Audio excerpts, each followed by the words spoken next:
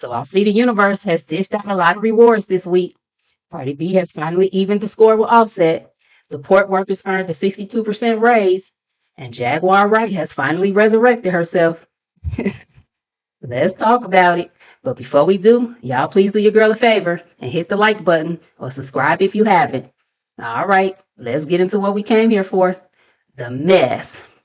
Family, let's do an end of a week review. So Diddy has his sights on requesting a bail for the third time since his arrest in mid-September. The disgraced producer slash wannabe rapper has remained in custody and denied bail twice already. His S-trafficking case has now been reassigned to a new judge, Judge Aaron Subramanian. Let's look him up, child. Oh, okay. I don't know. Diddy might have a chance with getting bail with him. He looked like he may be from one of those countries where money talks and bullshit walks. Diddy got both going on, so who knows how this may play out. His lawyers are hopeful that with the new set of ears and robes, they might can argue for a bail for the third time. Y'all let me know down in the comments if y'all think he has a fighting chance. Moving right along. So I see Jaguar Wright has graduated from YouTube interviews to prime time, baby. She made it to the Piers Morgan show. Let's see what doo-wop the pop personality she is putting on today. You want to know why there's no vindication for me?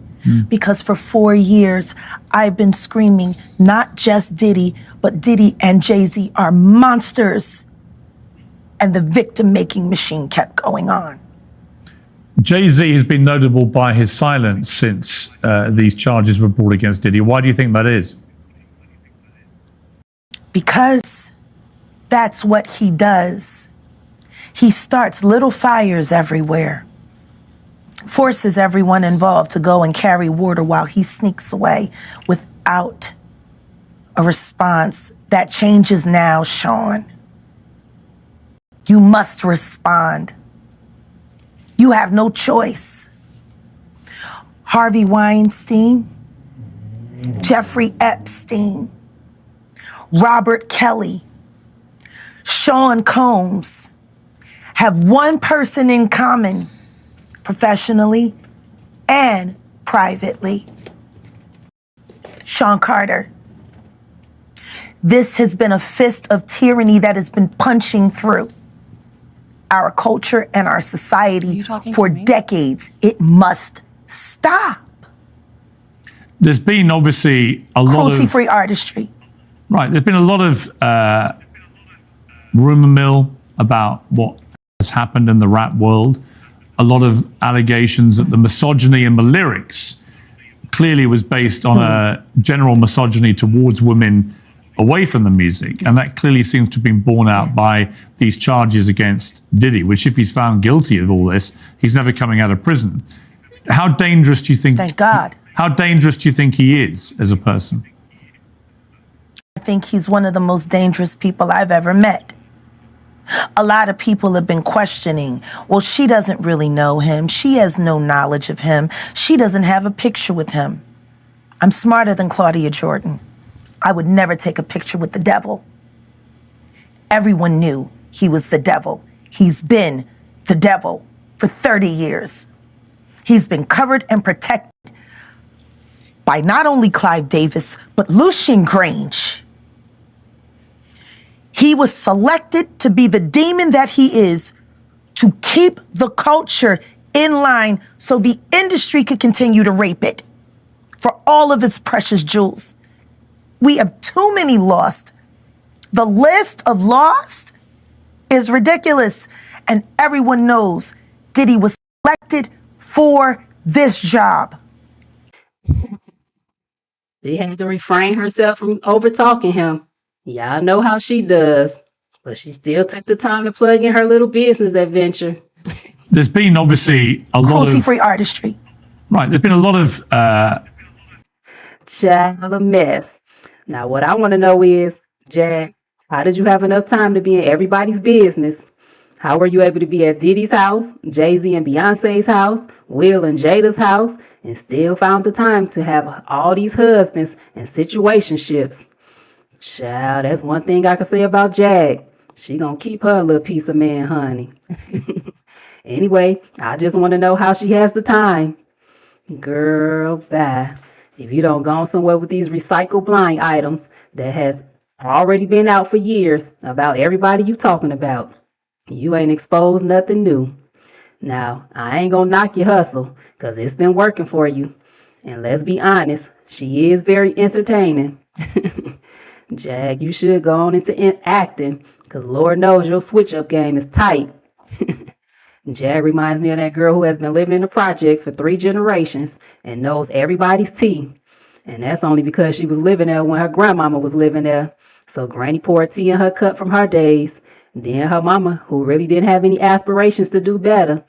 So her mama was also a resident in the projects too. So she has tea from her mama's days. Then once she grew up, she carried on the family's legacy and stayed there too. So she also has tea from her days. Yeah, Jag reminds me of that girl. Anyway, like I said, I ain't gonna knock your hustle. At the end of the day, it's always get money, bitch, for me. Now on to some better news. So the U.S. port workers have finally met a resolution. The dock workers' strike has now been suspended, and the ILA has reached a tentative agreement that would include a 62% pay raise over the course of the next 6 years. I said, hey, now, y'all did it. Now send the rest of us slaves some tips on how to get it done.